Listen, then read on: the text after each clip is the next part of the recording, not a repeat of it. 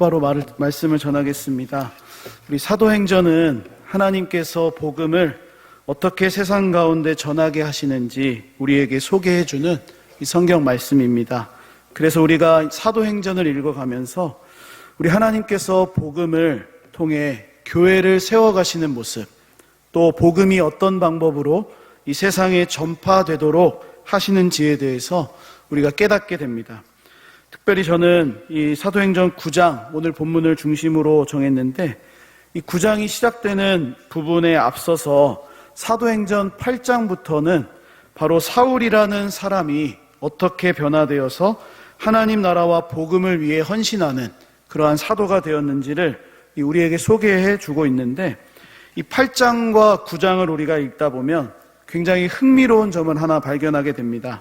그것은 이 8장과 9장 초반부에는 사울이라는 사람을 소개하다가 중간이나 혹은 이 후반부 부분부터는 다른 사람의 이야기를 똑같이 기록하고 있다는 겁니다.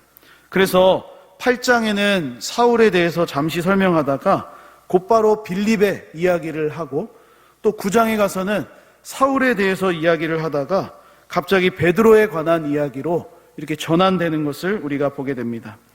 그래서 이 사도행전 8장과 9장을 보면 우리가 깨닫는 것이 하나 있는데, 바로 하나님께서 복음을 이 세상 가운데 전하시기 위해서 사울을 바울로 바꾸시는, 변화시키시는 일도 하셨지만, 빌립이나 베드로와 같은 어떤 기존의 제자들을 변화시키시고 또 그들의 역할도 사용하셨다라는 것을 우리가 깨닫게 됩니다.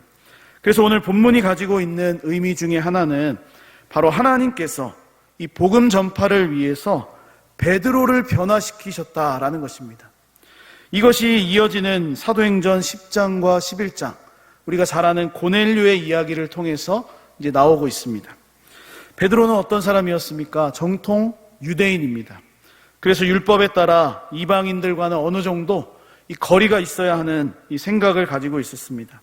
심지어 우리가 잘 알고 있는 것처럼 유대인들은 이 이스라엘 민족에게만 구원이 있기 때문에 이방인에게는 이 하나님의 구원이 없다, 그렇게 이제 생각을 하면서 살아갔습니다. 그래서 이방인들에게 복음 전파되는 것이 별로 중요한 사역이 아니었습니다. 하지만 하나님은 어떠셨습니까? 바울을 이방인의 사도로 부르셨습니다. 바울을 변화시키셔서 이방인을 위한 복음의 사도로 사용하셨던 겁니다. 그런데 바울만 변화시킨 것이 아니라 바로 정통 유대인이었던 이 베드로도 변화시키셔서 그가 복음을 가지고 이방인들에게도 나아갈 수 있도록 그렇게 이제 베드로의 생각과 이 마음을 변화시키셨다라는 겁니다. 이처럼 하나님께서는 우리 사람들의 변화를 통해서 하나님의 일을 이루어 가십니다. 그래서 특별히 이 사도행전에는 복음을 전하기 위해 두 인물을 변화시켰다 할 수가 있겠는데, 바울과 베드로다, 이렇게 우리가 보게 되는 것입니다. 그래서 우리는 이 하나님께서 일하시는 다양한 방법 가운데 말씀으로도 하시고 또 찾아오시기도 하시고 꿈으로도 말씀하시기도 하고 다양한 방법 중에 이 사람을 변화시키셔서 하나님의 뜻을 이루어 가신다라는 것을 우리가 기억해야 되겠는데, 무엇보다 사람들이 가지고 있었던 그 생각, 또 그 어떤 가치관, 또 치우쳐 있었던 마음들을 내려놓게 하심으로써 하나님의 뜻을 이루어 가십니다. 하나님의 뜻이 어디에 있는지, 하나님이 정말로 원하시는 것이 무엇인지를 깨닫게 하십니다. 하나님은 사람을 변화시키셔서 하나님이 원하시는 방향으로 순종하며 살아갈 수 있도록 이끄신다라는 겁니다. 마찬가지로 우리가 예배의 자리에 나와서 하나님의 말씀을 듣고 이 복음을 듣고 우리가 다시 세상에 나아가는 이유가 무엇이겠습니까? 바로 우리가 가졌던 생각이나 가치관, 또 세상에서 물들어 있었던 이 치우쳐 있던 마음들을 하나님 앞에서 잠시 내려놓고 우리 하나님께서 무엇을 원하시는지를 말씀을 통해 듣고 변화되어서 우리가 세상으로 나아가는 것이죠. 한 주간 동안 우리가 하나님 말씀에 순종하면서 그 뜻대로 살아가도록 우리 하나님께서는 이끌어 가신다는 겁니다. 그래서 우리가 해야 하는 것 중에 하나는 바로 우리 자신이 변화되기 위해서 힘써야 한다는 겁니다. 날마다 하나님 말씀 앞에 서서 하나님이 원하시는 방향과 뜻대로 내가 지금 살아가고 있는지 점검하고 돌아보고, 그렇게 우리의 방향을 바꾸어서 이제 변화되는 것에 우리가 힘을 써야 된다는 말씀입니다. 중요한 것은 내가 변화되는 것입니다. 남들이 변하는 것은 그 다음 문제입니다. 하나님이 원하시는 것은 내가 변화되어서 하나님의 뜻을 이루어가는 것이지, 나 때문에 하나님의 뜻이 바뀌는 것, 그것을 원하시지 않는다라는 것입니다. 주 안에 사랑하는 여러분, 우리도 혹 고집을 피우는 부분들이 있다면, 내가 이것만은 포기할 수 없다라고 생각하는 그러한 면들이 있다면, 우리 하나님께서 주시는 참된 변화를 경험하셔서 오늘 베드로와 같이, 또 사도행전에 등장하는 이 사울과 같이 하나님의 은혜로 변화를 경험할 수 있기를 간절히 소망합니다. 그래서 우리가 해야 할 일, 변화되면 어떤 일이 벌어집니까? 나를 통해 하나님의 복음이 흘러가는 은혜와 기쁨을 매일매일 누리게 되는 것입니다. 사울도 처음에는 이 하나님을 따라서 살아가는 것이 자기가 맞다고 생각했습니다. 예수 믿는 자들 잡아서 옥에 가두는 것 당연하다고 생각했습니다. 그러나 부활하신 주님을 만난 뒤에는 완전히 바뀌었죠. 베드로도 유대인들만 구원받으면 되겠다라고 생각했는데, 오늘 이 본문 사도행전 읽어나가면서 이제 이야기들을 통해 베드로의 생각이 완전히 바뀌게 되는 것입니다. 하나님은 유대인들만을 위한 하나님이 아니라 이방인들을 위해서도 역사하시고 또 일하시는 하나님이시구나. 하나님은 예루살렘에만 갇혀 계신 분이 아니라 하나님은 전 세계에 역사하시는 그런 하나님이시구나라는 것을 이제 깨닫게 되는 겁니다. 그래서 우리가 해야 할 것, 변화되기를 간절히 힘써야 한다는 겁니다. 하나님의 말씀이 내 삶을 변화시킬 수 있도록 하나님께서 나를 이끌어 가셔서 나를 통해 복음의 기쁨이 전파될 수 있도록, 그 기쁨을 우리가 매일매일 누리며 살아갈 수 있도록 변화를 기대해야 된다. 선배 목사님들이 늘 하시는 말씀이 저에게 생생하게 귓가에 울립니다. 내가 변하지 않으면 우리 주변에 아무것도 변하지 않는다라는 말입니다. 우리는 자주자주 생각합니다. 나에게 있는 상황, 내가 처한 환경이 변하기를 원합니다. 조금 더 나은 삶이 되었으면 좋겠는데, 조금만 이 문제가 해결되었으면 좋겠는데 라고 그렇게 생각합니다. 혹은 우리 주변에 있는 어떤 제도들, 어떤 구조들이 새롭게 바뀌기를 원합니다. 이 부분은 좀 달라져야 되는데, 바뀌어야 되는데 라고 생각합니다. 그러나 정작 내가 변하는 것에는 그렇게 관심이 없습니다. 내가 변하지 않으면 아무런 소용이 없지 않겠습니까? 나는 그대로인데 상황이 바뀌고 구조가 바뀌고 제도가 바뀐다고 해서 무엇이 달라질 수 있겠습니까? 그래서 선배 목사님들이 주여 나를 변화시켜 주소서라는 이런 구호로 정말로 내 변화를 위해서 굉장히 힘쓰시고 또 그렇게 나아가셨던 것이 제 마음속에 오랫동안 기억에 남았습니다. 그러므로 오늘 베드로가 지금 하나님이 이끌어 가시는 대로 변화되어 가는 중에 있었습니다. 그런데 오늘 말씀의 제목으로 제가 삼은 것처럼 베드로를 어디로 이끌어 가셔서 지금 변화시키고 계신지 우리가 좀 생각해 볼 필요가 있습니다. 바로 요바에 있는 여제자 다비다를 만나게 하심으로 그 변화를 이끌어 가신다는 겁니다. 요바에 있는 성도들을 만나게 하셨습니다. 요바에 있는 다비다라는 여제자를 베드로가 만날 수 있도록 하셨습니다. 결국 이 베드로의 변화는 그냥 살아가면서 변화되는 것도 분명히 있겠지만 어떤 공동체를 통해 이루어졌다라고 우리가 말할 수 있겠습니다. 예수 그리스도 안에 있는 공동체, 서로 사랑하고 섬기고 연결되어 있는 그 다비다와 요바 성도들을 통해서 하나님께서는 베드로를 변화시키신 것입니다. 바라기는 우리 교회가, 또 내가 속한 이 공동체가 하나님께서 주시는 변화를 일으켜내는 은혜의 공동체가 되기를 소망합니다. 그렇다면 베드로는 도대체 어떤 공동체를 경험했길래 변화될 수 있었을까? 오늘 이 말씀의 제목이기도 한 여제자 다비다에 대해서, 또 요바에 있는 성도들에 대해서 잠시 말씀을 좀 생각해 보겠습니다. 우리 이 이야기를 하기 전에 사실은 이 사도행전 9장 32절 말씀을 보면 이 베드로가 지금 사방으로 두루 다니고 있었습니다. 9장 32절 말씀에 그때 베드로가 사방으로 두루 다니다가 루다에 사는 성도들에게도 내려갔더니, 지금 베드로가 다니고 있는 이유는 예루살렘 교회에 핍박이 찾아왔기 때문입니다. 그래서 이 사방으로 이제 두루 다니기를 시작하는데, 우리가 잘 아는 것처럼 하나님께서는 복음이 제자들이 모여있는 예루살렘 교회에만 머물기를 원하지 않으셨습니다. 예루살렘 교회만 하나님을 믿고 복음을 알기를 원하지 않으셨다는 겁니다. 그래서 예루살렘 교회를 흔들기를 시작하시는데, 바로 예수님을 믿는다는 이유로 핍박을 받고 어려움을 받게 되었습니다. 결국 성도들의 선택은 도망가는 것이었습니다. 죽음을 피해서 또 이 사방으로 흩어져서 자신들의 삶을 살아나가는 것이 성도들이 할 수 있는 최선의 방법이었습니다. 그런데 놀랍게도 성도들의 흩어짐을 통해서 하나님께서는 자연스럽게 복음이 온 유대와 사마리아로 증거될 수 있도록 하셨던 겁니다.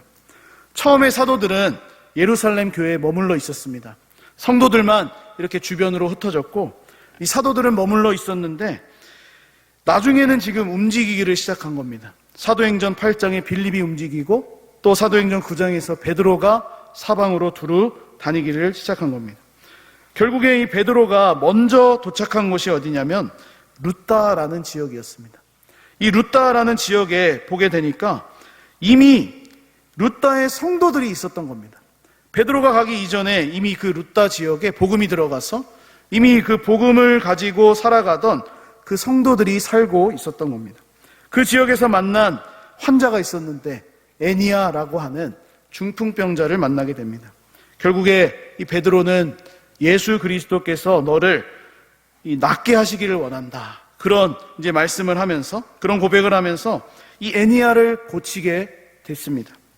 이 애니아를 고친 소식이 어디에까지 전해지게 되었습니까? 바로 다비다가 살고 있었던 이 요빠라는 지역까지 이제 이 소문이 퍼지게 된 겁니다.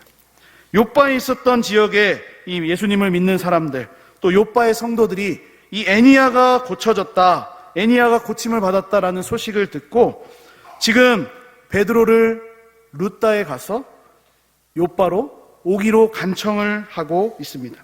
왜 그렇게 간청을 했냐면 다비다가 죽었기 때문이죠. 오늘 본문 38절에 이렇게 나와 있습니다. 루다가 요빠에서 가까운지라. 제자들이 베드로가 거기 있음을 듣고 두 사람을 보내어 지체 말고 와 달라고 간청하여.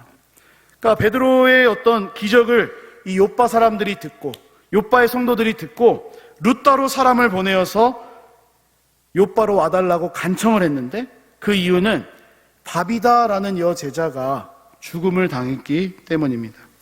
이처럼 베드로는 루다에서 애니아를 고쳐주게 되었고, 이러한 소문 때문에 근처 이 마을에 있었던 요빠까지 이제 소식이 전해지게 되고, 또 그곳에서 이 신앙생활 하던 이 성도들을 만나게 되고 다비다를 만나게 된 것입니다. 그래서 이 베드로는 어떤 변화를 일으켰냐? 다비다와 요빠에 있는 성도들을 보면서 하나님께서는 예루살렘에만 역사하신 것이 아니라, 예루살렘 교회에만 갇혀 계신 하나님이 아니라 온 유대와 사마리아 땅끝까지 역사하신다라는 것을 이 베드로가 점점 경험하게 되는 겁니다. 특별히 오늘 본문을 보면 이 베드로가 만난 요빠의 성도들이 다비다에 대해서 굉장히 애틋한 마음을 표현해주고 있습니다. 왜냐하면 다비다가 죽자 요빠에서 루다까지 사람을 보내서 베드로에게 와달라고 간청하고 있기 때문입니다. 여러분, 사람이 죽으면 이 장례식을 하지요. 장례식을 하면 이제 시간이 지나면 어떻게 해야 됩니까? 시신을 정리하고 이제 여러 가지 방법으로 이제 후속 처리를 해야 됩니다.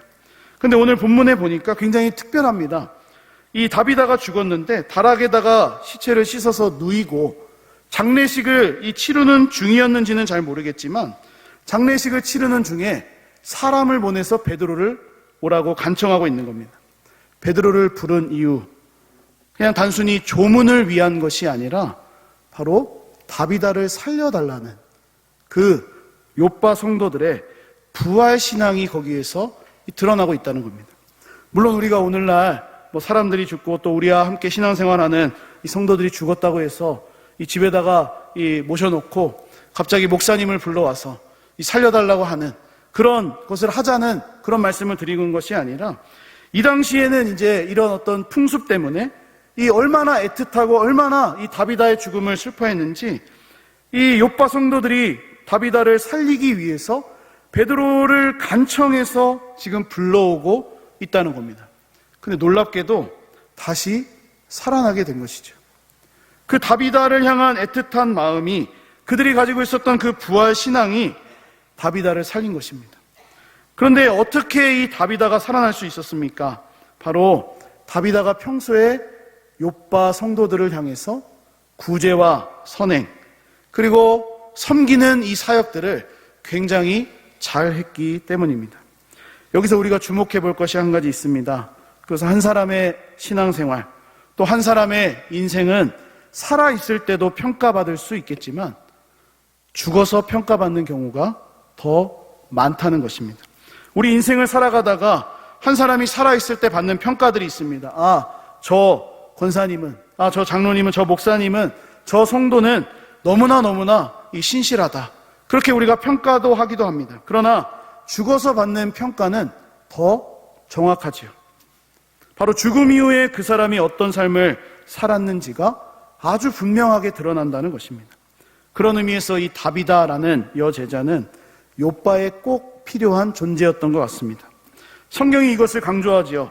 오늘 보면 36절에 굉장히 강조를 하고 있는데, 욥바에 다비다라 하는 여제자가 있으니 그 이름을 번역하면 도르가라, 선행과 구제하는 일이 심히 많더니. 그냥 많더니라고 해도 되는데, 선행과 구제를 많이 했다라고 해도 되는데 심히 많았다, 그렇게 강조를 하고 있다는 겁니다. 특별히 그를 소개하면서 여제자다, 이런 말을 합니다. 여제자라는 이 말 굉장히 우리에게 좀 생소합니다. 왜냐하면 다른 이 성경을 보면 여제자라는 말이 등장하지 않습니다. 유일하게 다비다를 소개할 때 성경이 그녀를 여제자로 부르고 있습니다. 그러므로 하나님께서 지금 욥바에 살았던 이 여제자 다비다의 모습을 성경에서 우리에게 보여주시는 이유는 바로 예수 그리스도의 제자가 되는 일에는 남녀노소가 없다는 것이죠. 남자만 제자가 되라는 법이 없다는 겁니다. 젊은 사람만 그리스도의 제자로 살아갈 수 있다라는 것이 아니라는 겁니다. 오늘 말씀을 보면 이 다비다 도르가는 병이 들었습니다. 얼마 동안 병이 들었는지 잘 모르겠지만 이 병이 들어서 몸이 쇠약해지는 그 시간을 경험하면서도 이 사람들에게 구제와 선행을 했던 것처럼 보여집니다. 그래서 속옷을 짓고 겉옷을 지으면서 구제와 선행을 통해 그 지역에 있는 사람들을 섬겼습니다. 몸이 아파가는데도 섬기는 것입니다. 몸이 약해지는데도 섬기는 것입니다. 하나님께서는 바로 그리스도의 제자가 되는 일에는 남녀노소가 없다. 몸이 약한 것과 몸이 강한 것, 건강해서 건강하지 못해서 그런 것 때문에 제자가 되고 되지 않고가 결정되지 않는다는 것을 오늘 이 본문 말씀을 통해서 보여주고 계신 것입니다.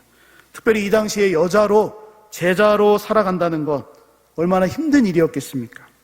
욥바라는 도시에서 여자의 몸으로 제자로 살아갔던 다비다, 얼마나 힘들었을지 우리가 생각해 볼 만합니다.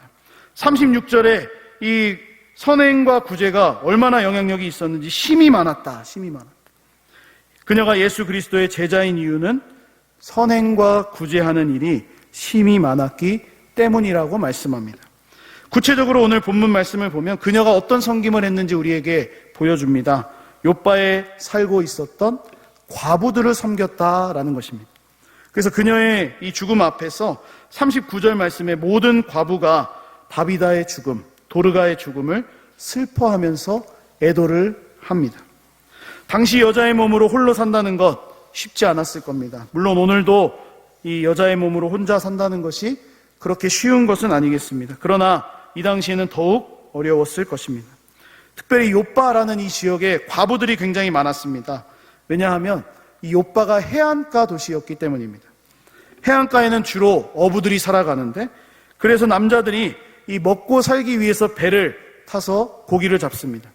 아무래도 고대 시대에 이 배가 튼튼하지 않으니까 배가 한번 뒤집히게 되거나 좋은 날씨를 만나지 못하게 되면 목숨을 잃는 경우들이 많이 생겼던 것 같습니다. 그래서 이 욥바라는 해안 도시에 어려운 삶을 살아가는 과부들이 많았던 것입니다. 이러한 지역에 누가 섬기고 있었습니까? 여제자 다비다였습니다. 힘이 세고 영향력이 있었던 남자 제자들, 베드로, 요한, 빌립, 이런 제자들이 그곳에서 사역을 하고 성경을 가르치고 제자 훈련을 하고 조직 신학을 말하고 그렇게 섬긴 것이 아니라 여제자였던 다비다가 과부들의 마음을 헤아려 주고 욥바에 있는 성도들을 신실하게 섬겼던 것입니다. 그러므로 하나님께서는 이 베드로를 욥바라는 지역으로 가게 하심으로써 베드로가 그동안 가지고 있었던 생각과 마음, 그것을 바꾸게 하신 겁니다. 그것은 예루살렘 교회에만 서로 은혜를 나누고 사랑을 베풀었던 것이 아니라 욥바라는 외곽 도시에서도, 그 해안가에서도 하나님을 섬기는 신실한 여제자 다비다를 통하여 건강한 교회 공동체가 세워져 있었다라는 것입니다. 주 안에 사랑하는 여러분, 하나님께서는 한 사람을 통해서도 건강한 교회를 세워가실 수 있는 분이십니다. 오늘 욥바라는 이 도시에 예루살렘에 비해서 주목이 조금 덜 받을 수밖에 없는 이 지역 아니겠습니까? 그래서 성경이 말하지 않았다면 그곳에서 도대체 누가 사역을 했는지, 누가 섬겼는지, 무슨 일이 있었는지를 알 수 없었던 그런 지역이었습니다. 하지만 하나님께서는 사람들이 주목하지 않는 그 지역에 주목을 하고 계셨던 겁니다. 그래서 베드로를 그곳으로 가게 하심으로써 이 다비다와 욥바의 성도들을 만나게 하셨습니다. 무엇보다 다비다를 잃고 슬퍼하고 있는 욥바의 성도들, 그 지역의 과부들의 마음을 위로하셨던 것입니다. 여러분, 다비다의 섬김은 그렇게 대단한 것이 아니었습니다. 여제자다 이렇게 이제 우리가 부르지만 다비다가 하는 일을 보면 별로 그렇게 대단한 것 같지가 않습니다. 과부들을 위로하고 선행을 베풀고 구제를 하는 것. 그녀가 무엇으로 과부들을 위로했는지 성경에서 조금 힌트를 얻게 되는데 39절 말씀에 보면 속옷과 겉옷을 과부들이 가지고 와서 베드로에게 보여줍니다. 베드로 사도여, 다비다가 우리에게 이 속옷과 겉옷을 지어줬습니다. 이것이 다비다가 우리에게 베푼 선행과 구제였습니다. 이것을 한번 보십시오라고 그렇게 이제 이야기하는 것을 보게 됩니다. 오늘날에는 입을 옷이 많습니다. 사람마다 원하는 옷 스타일도 골라서 입습니다. 오늘 아침에는 무엇을 입을까? 넥타이는 무엇을 멜까? 헤어스타일은 어떻게 할까? 굉장히 많은 이 패션과 어떤 옷에 관심을 갖고 살아갑니다. 그러나 이때만 해도 옷이 많지 않았겠죠. 특별히 경제적인 형편이 어려운 과부들에게는 옷이 소중한 자산이었을 겁니다. 바로 이 옷을 지금 과부들이 베드로 앞에 가지고 와서 보여주고 있는 겁니다. 사랑하는 여러분, 하나님께서는 이 다비다의 선행과 구제를 주목하셨습니다. 지켜보고 계셨습니다. 그리고 이것을 지금 사도 베드로에게도 보여주고 계신 겁니다. 이것 좀 보십시오. 다비다가 지은 속옷과 겉옷입니다. 오늘 말씀을 통해 우리가 받을 수 있는 이 교훈은 무엇입니까? 작은 것이라도 주를 섬기는 마음으로 선행과 구제를 베푸는 것, 그것이 바로 하나님이 기뻐하시는 참 제자의 모습이라는 것입니다. 교회 안에 우리가 찾아다 보면 모르는 이 하나님의 백성 중에서도 이 다비다처럼 섬기시는 분들이 많이 있습니다. 우리가 다 알지는 못하지만 다비다처럼 섬기는 분들이 많이 계신다라는 겁니다. 이렇게 좋은 환경에서 예배할 수 있도록, 또 찬양하며 하나님께 나아갈 수 있도록 이렇게 우리가 좋은 환경이 허락된 이유도 보이지 않는 곳에서 섬기는 손길들이 많았기 때문이라고 생각합니다. 이런 분들의 특징 중에 하나는 밖으로, 외부로 드러나 보이게 움직이지 않는다는 것입니다. 그러나 밖으로 드러나지는 않지만 하나님께서 맡겨주신 사명의 자리, 그 자리를 신실하게 지켜간다라는 겁니다. 우리는 베드로와 같이 그런 분들의 모습을 보면서 지금 베드로가 다비다를 보고 또 욥바에 있는 성도들과의 관계를 보면서 하나님께서 이 다비다를 살리시기 원하는구나. 그것을 깨닫고 무릎을 꿇고 기도해서 다비다를 살려내고 있는 것처럼 우리도 교회 안에서 드러나지 않게 섬기시는 분들의 모습을 생각하면서 도전을 받게 되고 또 우리의 마음이 변화를 받게 되고 내가 이래서는 안 되겠구나. 내가 이렇게 주저앉아 있어서는 안 되겠구나. 내가 일어나서 주의 몸된 교회를 섬겨야 되겠구나라는 이 변화를 받아야 하는 것입니다. 그래서 드러나는 곳에서만, 보여지는 곳에서만, 남들이 알아주는 곳에서만 섬기는 것이 아니라 정말로 아무도 기억해 주지 못하는 어떤 욥바와 같은 이 외곽 지역이지만 신실하게 하나님을 섬기며 선행과 구제를 행할 때에 하나님께서는 그 광경, 그 모습을 반드시 지켜보시며 다비다와 같이 이 살리시는, 구원하시는 은혜와 기적을 베풀어 주신다는 것을 우리가 믿을 수 있기를 바랍니다. 말씀을 마무리하고 정리하려고 합니다. 우리 하나님께서는 지금 베드로를 욥바라는 지역으로 보내셨습니다.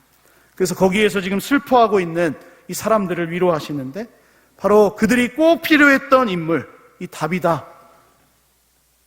그 다비다를 살리시는 일, 그것을 행하셨습니다. 그곳에서 이 베드로가 느낀 것은 예루살렘 교회만 신실하게 서 있던 것이 아니라 바로 이 욥바라는 외곽 도시에서도 하나님의 교회가 건강하게 세워져 있었구나라는 겁니다. 주목하는 장소만 하나님께서 역사하신다는 것이 아니라 내가 주목하지 않는 장소에서도 하나님은 일을 하고 계셨구나라는 것을 이 베드로가 깨닫고 도전을 받게 되는 것입니다. 뿐만 아니라 하나님께서는 우리 사도행전 2장 3장에 나오는 이 베드로의 설교를 통해서 얼마나 사람들이 많이 주께 돌아오게 역사하셨습니까? 3,000명, 5,000명이 주께 돌아오는 역사를 이루셨습니다. 그러니까 베드로의 사역을 보면 얼마나 대단한지, 한 번 설교했는데 3,000명이 돌아오면 이 얼마나 놀라운 일입니까? 5,000명이 회개하고 돌아오는 일, 너무나 위대한 일입니다. 그러나 이 다비다의 사역을 보면 그리 대단해 보이지 않습니다. 속옷을 지어주고 겉옷을 지어주고 구제와 선행을 하는 그런 모습이 대단해 보이지 않을 수 있겠지만 과부들을 위해서 그렇게 섬기고 교회 공동체를 위해서 그렇게 선행하고 구제하고 이웃을 섬기는 그 신실한 그 모습을 하나님께서는 주목하고 계셨다는 겁니다. 그래서 우리가 사람들이 알아주지 않아도 우리가 작은 일에 섬기고 주를 섬기는 마음으로 선행과 구제를 하는 것이 참 제자의 모습이다. 여제자의 모습이다. 남제자의 모습이다라고 할 수가 있습니다. 오늘 우리가 도전받는 것은 이것입니다. 유일하게 성경에서 여제자라고 불리는 이 다비다의 모습을 보면서 우리는 어떻게 해야 되겠습니까? 주의 몸된 교회를 신실하게 섬겨야 되겠습니다. 사람들이 주목하지 않는 자리라고 할지라도 하나님은 주목하신다라는 것을 믿으시면서 우리가 가진 작은 힘, 은혜, 그것들을 나누며 살아가는 참 제자의 삶을 살아내는 우리 모두가 될 수 있기를 주님의 이름으로 간절히 축복합니다.